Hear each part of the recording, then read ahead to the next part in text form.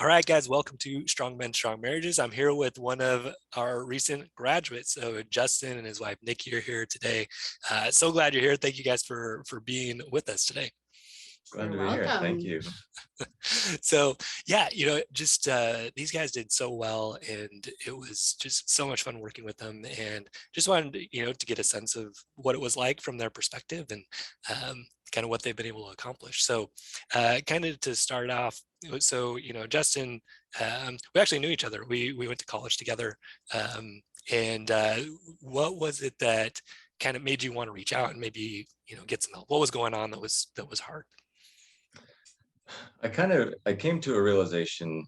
Nikki and I were driving to Indiana, and I can't remember what we were talking about exactly, but it came out that I kind of accepted or realized for the first time that I had codependent relationship tendencies. And I'd heard about those recently. Nikki's sister had done a codependent coaching program, and so it was kind of becoming part of my vocabulary, and Nikki had talked about it, but I'm like, oh, that's not me. Oh, that's not me. But in this conversation, I'm like, it's like this weight came on me. I'm like, this is me. I have issues with this. And specifically in that conversation, I was a martyr. I had sacrificed a lot repeatedly to make myself look like a perfect husband, sacrificing my time in order to take care of the kids, to let Nikki rest, to take care of her when she was sick during her pregnancy. There's a lot of justifiable things but it's like I would present myself as this perfect husband and caretaker. And in that conversation, it's the first time it came up where it was me wanting to win, and winning in the relationship, being better, being more loving, more accommodating, stronger. I don't need sleep, but you do. Yeah, sure. And specifically the pain point was with how I had presented her to my family for the past 15 years. So as we've been married, and that was what I felt really bad about. And so over the next few weeks, I started to research. I started to listen to more like Jordan Peterson and try to understand his approaches, because Nikki had introduced me to his approach of independence, thinking back to 7 Habits, Highly Effective People, talking about being independent before interdependent. These are some things that you had also mentioned in our meetings. But so I was trying to go, okay, what do I need to do? I learned about boundaries. I said, okay, how can I set boundaries? I started trying to do this on my own, and it was a few weeks in, and it was just not, it felt like it was getting worse. And I was kind of like, my marriage is really falling apart now. I should have just not recognized that I was the problem, because now it's just like a tailspin. Yeah. And so then I ran across one of your Facebook posts it was about you talking about how you had been through a similar situation of needing to win.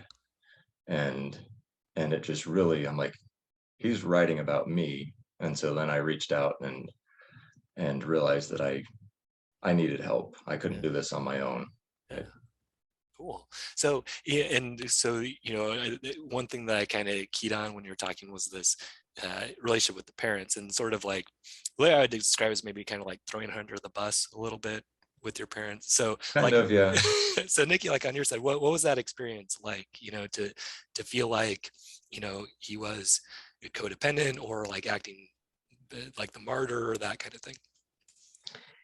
Well, it was amazing. I remember the moment in the car when I was driving, and I think I finally said, wait a second, you've been doing this all of this time to win?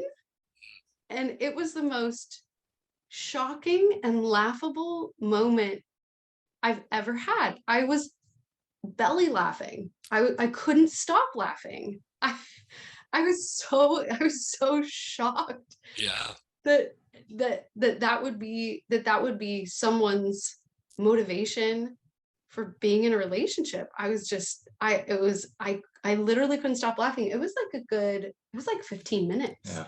where I'd stop laughing and then I'd drive some more. And then I think about it again. I'm like, oh my gosh, you've got to be kidding me. And I think I probably just kept saying that over and over again. Yeah. Yeah. It was a moment. It was definitely a moment. Something I won't forget for sure. Yeah. Yeah. But I didn't know that it was affecting him in the way that it was affecting him. I just thought it was laughable. I was just like, wow, Yeah. that's amazing. When you were like with his family, did you notice that? Did you feel like he was kind of, presenting you in a certain way and himself in a certain way? Not really. No. Okay. I never thought it was him. I just always thought that I was a horrible daughter-in-law. Mm. And that like, and so I began to avoid putting myself in that situation. And so I would just send him with the kids to family reunions for his family reunion. Like I wouldn't show up because I always felt uncomfortable. I always felt anxious. I always felt like I was doing everything wrong. And so, but I never thought that it was because he was presenting me in a certain way. I just mostly thought I was doing something wrong. And so I'm like, you know what?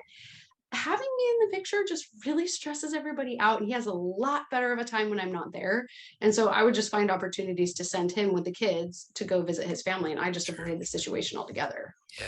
Yeah. And to wrap up, like during these few weeks when I was figuring this out and trying to address it on my own, it's like we had a few other conversations, and my conclusion was, that my wife doesn't trust me. She doesn't trust that I will follow through with anything that I say, that I do. Like there's no trust there. She has no reason to believe that I will follow through with anything that I say, or that I feel any way that I say that I feel.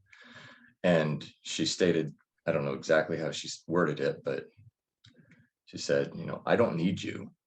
I don't need you in my life to be happy. I can be happy without you. I can provide for myself. I can, her stance on divorce was that it's pointless because we're still going to be It's in a logistical relationship. nightmare.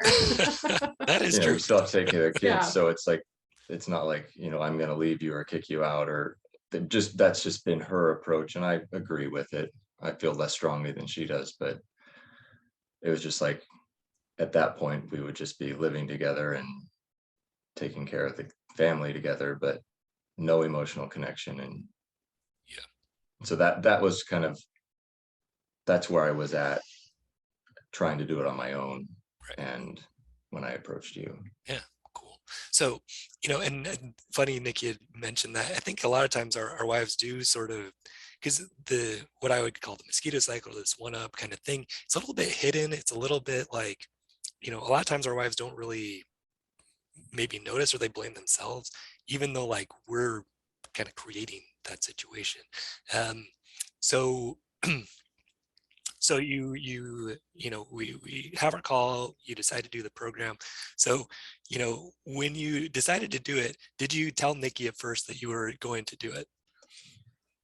I actually called her older sister, before I actually committed. My sister and I are probably closer than any sisters on the planet. And this is not the first time that he's called her.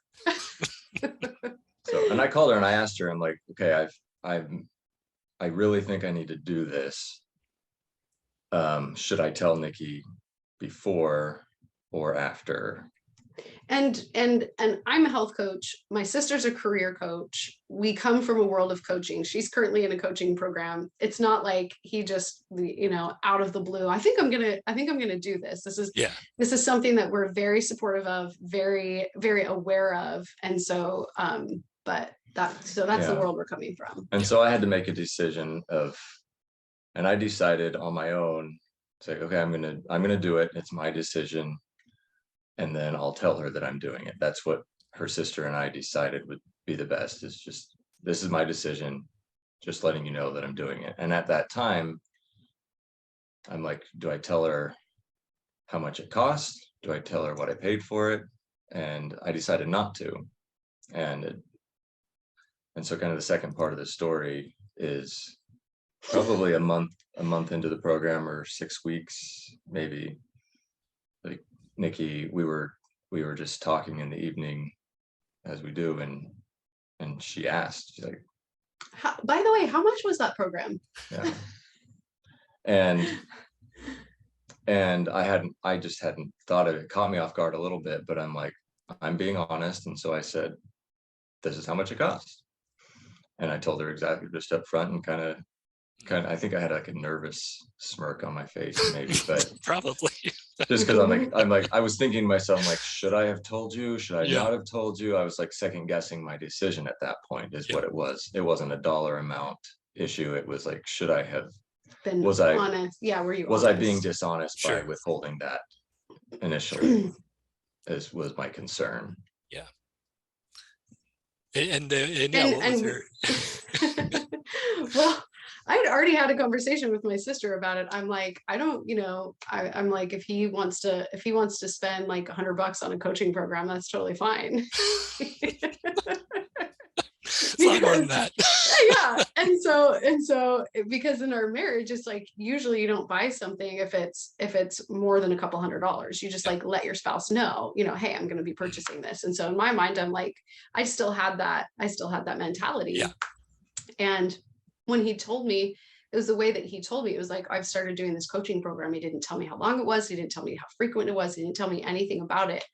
But at the time, I was just like, that's fine. You go, like, you do you, great.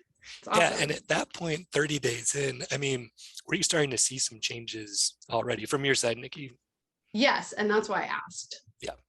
Yeah.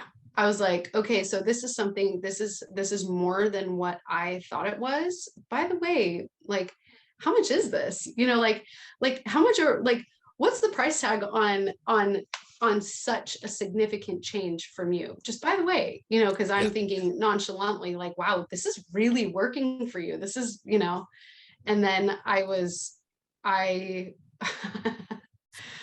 I was very taken back by it, because he's never done anything like that before, ever. Yeah. And so this was and so that was another signal to me, this man is different. Yeah. Awesome. Like, that takes guts. Yeah.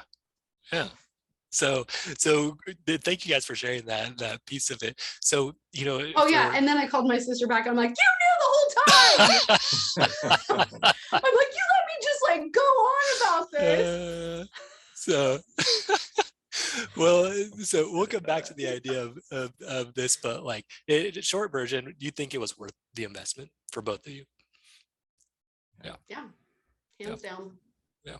So for you, Justin, kind of, you start the program, right? You're going into it. When did you start noticing, like, hey, like, things are changing, like something's better, something's different? There was a few things. One, probably the biggest one when I felt like it was really making a difference, was when I started to have desires to spend time with Nikki, like to take her on dates. I'm like, I want to spend time with you. Like, I'm seeing you in a different light. I'm seeing you in ways that I know that I've missed, and I feel really bad for missing you for so long. But that was kind of like when I felt like I had really been transformed and changed, and was becoming a different husband, a different man. That was before that, and leading up to that, there were some more smaller wins where it's like, oh, when I first started recognizing in the moment my troubles in communication, like, I'm like, oh, I shouldn't say that, but I'm saying it, I can't stop it.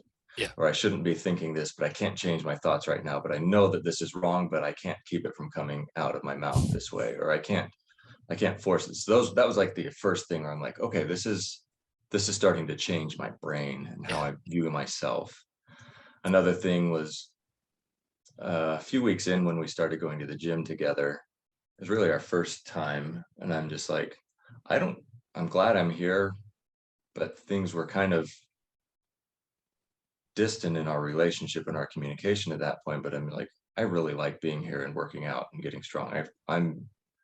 I'm here for me, and I really like being back in the gym. I've missed this for the past 15 years. And that might sound really selfish to somebody else, but coming from a relationship where he was constantly only doing things for me, and then feeling like he won because he sacrificed himself, the fact that he was actually focused on taking care of himself was huge. It was a really big deal. And I was getting stronger physically and feeling much better about myself. And that was a big thing. Like, hey, this is working. I'm becoming a stronger man. Yeah. And there were similar situations in communication where I was saying things that I would never have said before and asking questions that I would never have asked before. Like, simple questions like, are you feeling all right? Or, I mean, what's going on in your head right now? Or there's questions that I knew that would potentially be uncomfortable, but I was asking them because I wanted to know. Yeah. So those were things leading up to that I'm like, okay, this is becoming easier to be different than I was. Yeah. Awesome. Awesome. And then on your side, Nikki, what were some moments where you're saying like, hey, like something's different here? Like, what were you noticing? Well, I had really kind of stopped asking him to do things. Like he said, I'm just like I totally dropped that expectation of him being able to do anything, like simple tasks, large tasks. It's like I just know that I can't rely on you to get it done. So I'm not going to ask you to do anything anymore, and that's fine. And that's where that whole, like, I don't need you. Right. I can do this totally fine on my own, and actually probably better without you, because you just kind of gum up the system. And so I had started off by I didn't ever say that to him. The only thing I said is, I can do this without you, but in my mind, that was the rest of the subtext. And that's how you know we're doing better, because I can say that. Yeah. And so I think it was just something with the kids that had been a long-standing understood thing that he needs to get done with the kids. And he just started doing it. And I was like, that's interesting. It's very noticeable when you haven't been doing it and you do it once and then you do it again and then you do it a third time. Yeah. That's very noticeable, at least to me. I'm like, that's different. That's very different. And the questions that he was asking, help me to understand this. Or it's like he really wanted to know what I was thinking, and he actually cared for the first time about my response. Yeah. And I was like, whoa, this is, I mean, it was very easy because it was completely different. And it was very quickly, completely different. His progression, I think, is atypical, maybe. Like, I wish that it was that fast for everybody. It'd be really cool if it was, but it was pretty significant. Amazing. So, and something that I didn't ask earlier, but like when you came in, the physical relationship between you two, was that kind of a struggle as well? Like before you kind of signed up and all that? That's a hard question to answer. I think I mentioned this in our initial review, our initial meeting. It was like I was a man, and when she was going through her hormonal cycles and needed a man, I was there, and she wasn't turning me away, but it was me being a man and her husband and her having her hormone cycles and her. Yeah, so I would say, I mean, I feel like our physical relationship has always been good. Like, we've never had any significant struggles. No. And since I'm a health coach, like, as far as like physically, we've seen some major benefits from dietary changes. Sure. And so we've had a good physical relationship, I would say. Yeah. But it wasn't, and we've progressed, and we discuss it openly. And like, I feel like as far as our physical relationship goes, we were progressing in healthy ways. And like, I never felt I never felt taken advantage of. I never felt like there was like you were doing things that I was uncomfortable with. Like I feel like it was really healthy. But as far as but it definitely would come to a head at certain points. Mm-hmm. Like because when the emotional connection wasn't there, it's like, well then like what's the point of this? And so that's a really complex, difficult question to answer, Yeah. but on the whole, I'd give us a B plus. Yeah. I would, but I mean, how is it different now? It's significantly different now, and I never want to go back ever. It is like I mean, it's exponentially, unexplainably. Yeah. It's like when I first met with you, I'm like, I'm not in this to fix our physical relationship because I don't Right. feel like it's broken. But I didn't realize how much more connection there could be Yeah. until I started to get through and put the emotional and the trust back together and rebuild that. Then it's like, oh, okay. And starting to see her in a different way as a person, and then less like I wasn't objectifying her, obviously, but I think I was. Yeah. When internally she Right. was objectified by me. And so by seeing her differently for the first time in our marriage, it led to that as well, where I would, spend more time just exploring her hand and her arm and like having this physical connection as opposed to skipping all of that. Yeah. And so Awesome. So great job explaining kind of where we're at, kind of what happened. So you're seeing improvements, things are going well. I remember I met with Nikki. She was like, I don't even like recognize this guy. Things are so much better. That was kind of early on, 30 days in or so. But then, we did, so we do an apology letter as part of the program, and it's an important piece. Lots of guys delay it because it's kind of scary to kind of expose like really what you've been doing. And so, Justin and I kind of delayed this, and eventually, we did it, and it kind of turned into a thing. So maybe you can kind of explain, kind of what that experience was for you guys. yeah, it was. And the when I put the letter together, the idea was, as coached by you, was to put it all out there. It's like there should be nothing else, no surprises after this letter. And so I took that approach, and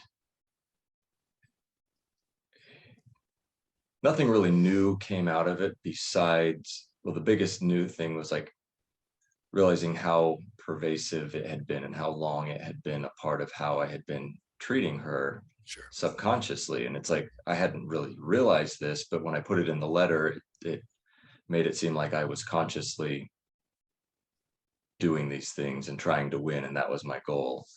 And it kind of brought that all to the front, as if that's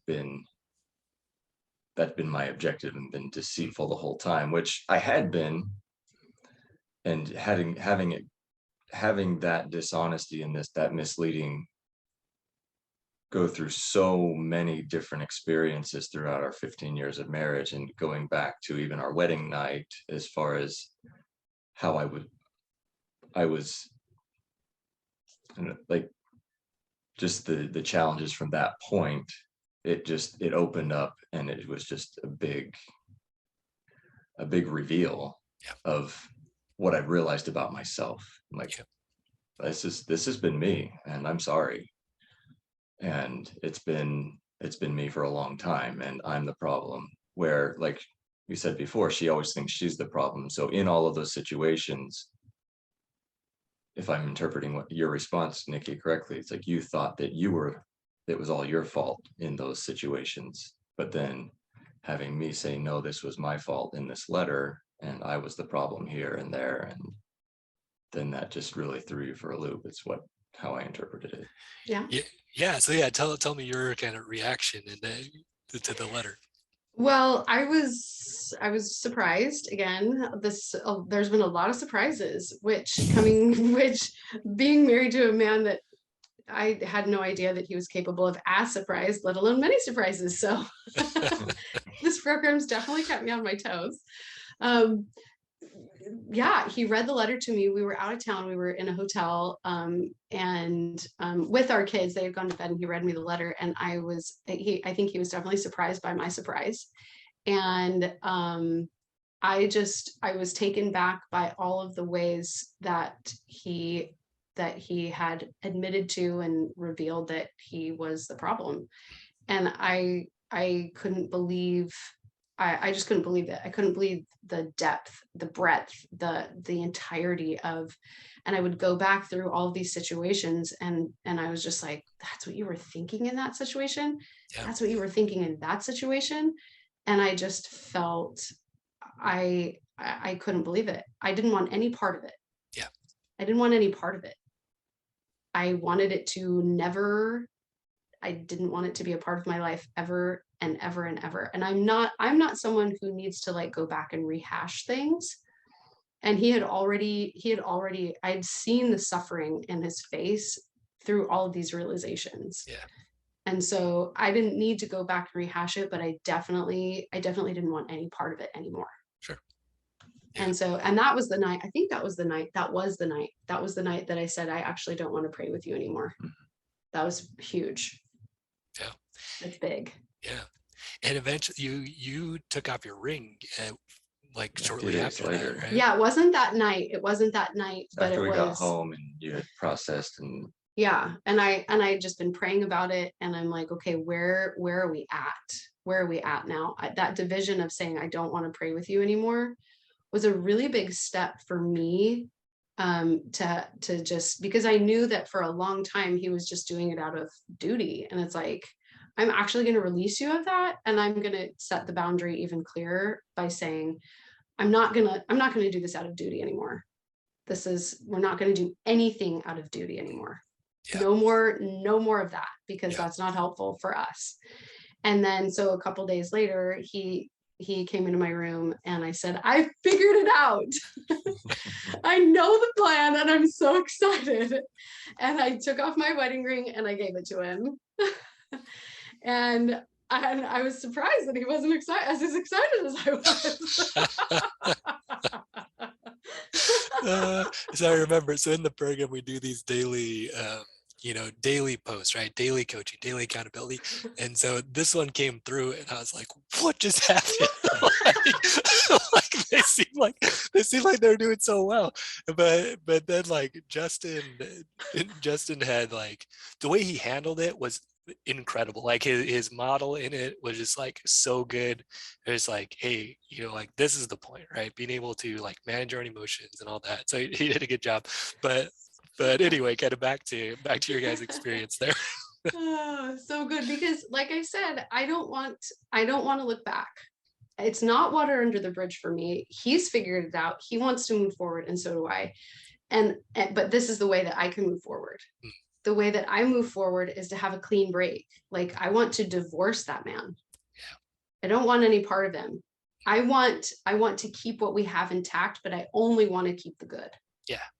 And so in order to keep the good, I have to make a clean break, and we have to start over, and we need to apply what you're learning now from the ground up. Yeah. And so here's your ring, and my door is your new boundary. You can't come in my room, and we get to start over. And I'm so excited. and so that's where we've been. And immediately, of course, he wants to know, well, but how long is this going to go on? And I said, I have no idea. That's the coolest part about it, is that I usually have a really clear timeline on how long I need things to last. And I just said, I don't know, 5 years, 3 weeks. I have no idea. But and it's been so exciting after that. I mean, as you can see, I am wearing a ring. It's a $20 ring from JCPenney because I am still married and Right. I'm not available to anybody else. Right. But as far as our relationship goes, I'm really excited for when he's going to propose to me again with a new ring, and for us to be united again. And that way and honestly, like, it's been so exciting. From every day has been it's been it's been amazing. Yeah, and we've progressed from ground zero. She accepted my invitation to go on a date, and I asked her to be my exclusive girlfriend, and she agreed. Nice. And Nice. so we're progressing through. Yeah. It's really fun. It's really fun, and it's something that I had missed early on due to issues that I had. Yeah. Yeah. And Well, it's so fun when there's no assumptions. It's like, mm, I don't know if I might be busy Friday night. yeah. Right. Right. So yeah, I mean, you guys, you look so good. You're well, like, just in particular. So, when I wish I could like pull the video up of it, and maybe I will do this, of like the first time we Side by met. side. Yeah. You look like That was a you, mess. you look terrible.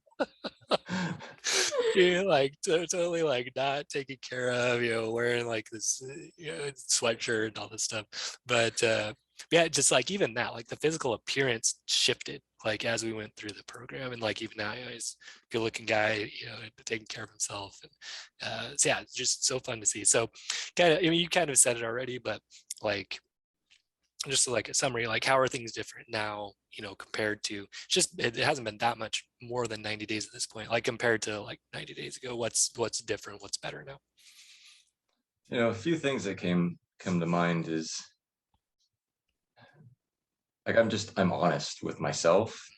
I'm honest with Nikki. I'm honest with everything. I'm excited when an opportunity comes up for me to be honest. I'm like, oh, I get to be honest in this Yeah. situation. Like, it's liberating. It's just like, I don't have to worry about it. I don't have to make that decision what to say or how to respond. It's like, just be honest. That's easy. Like, and so it's just been so liberating to not have that weight that I was carrying around for so long, of misleading and telling people what they wanted to hear.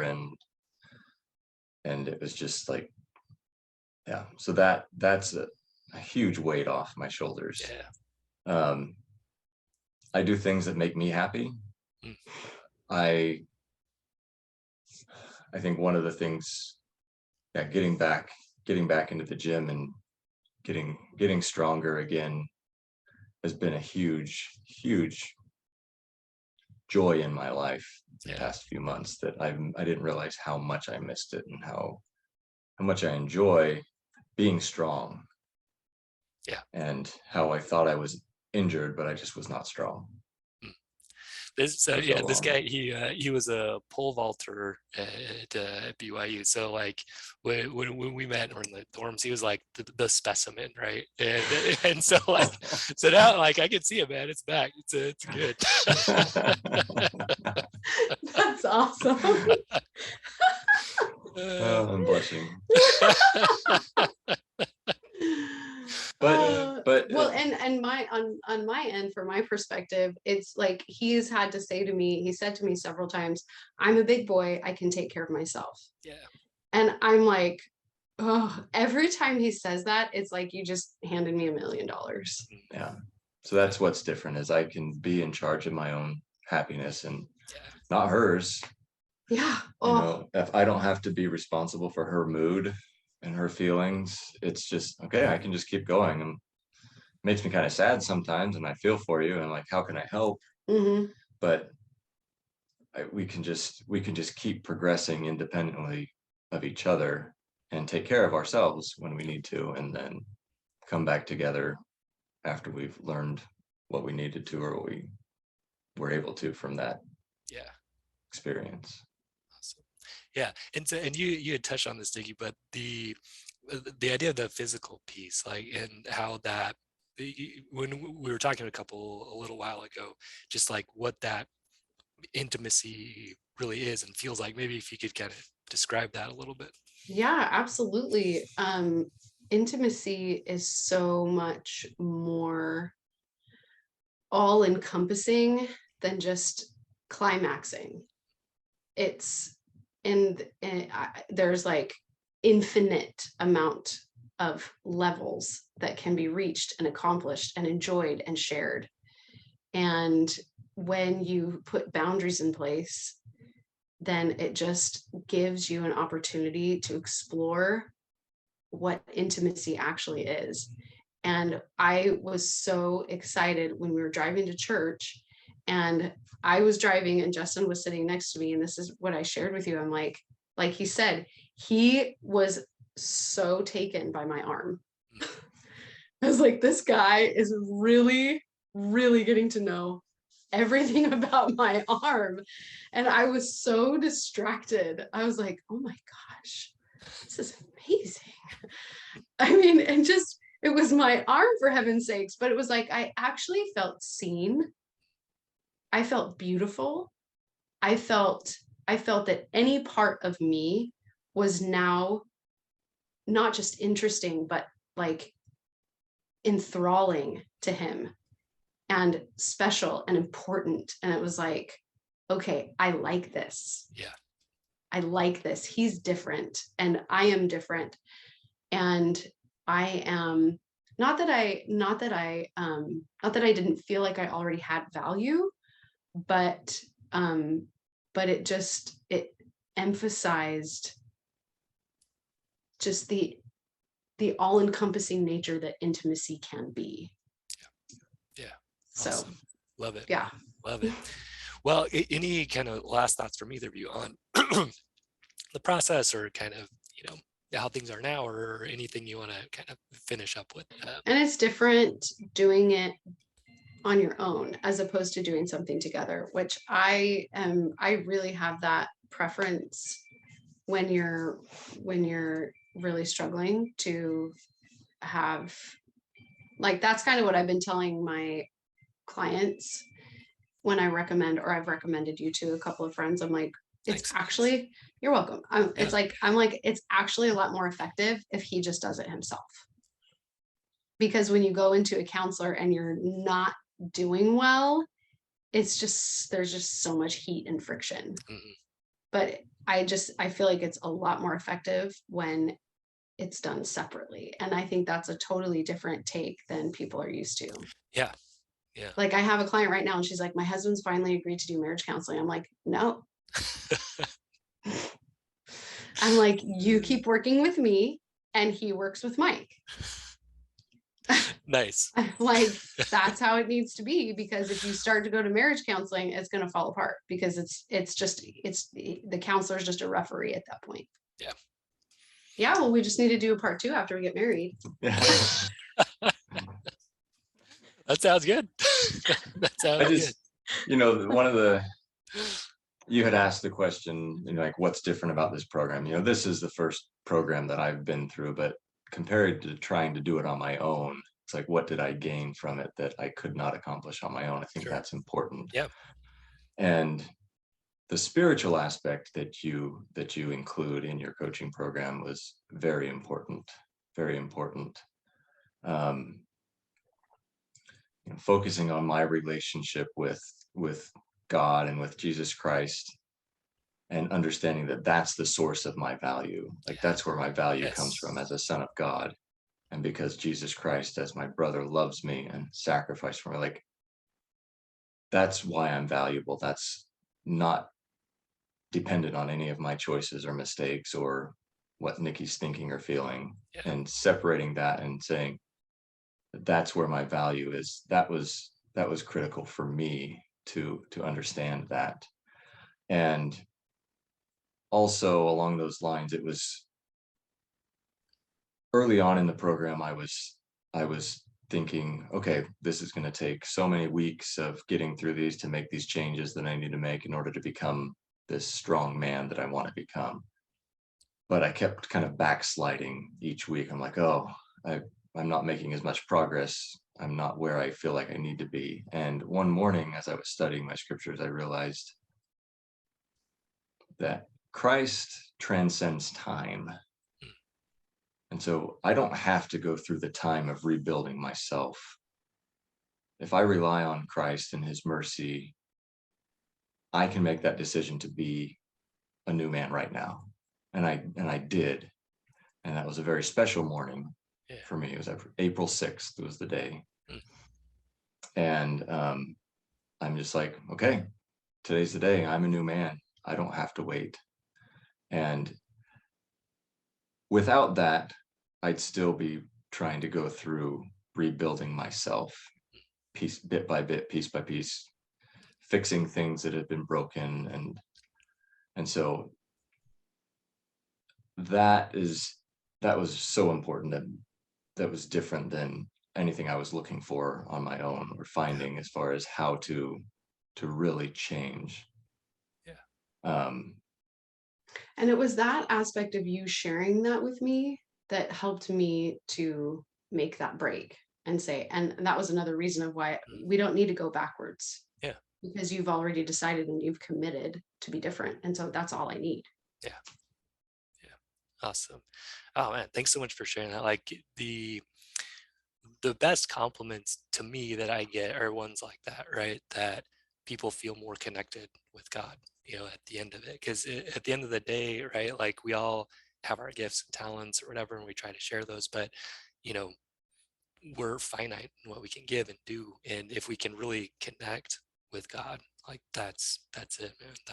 That's what creates the lives that we want. So yeah, thank you for sharing that. Super powerful.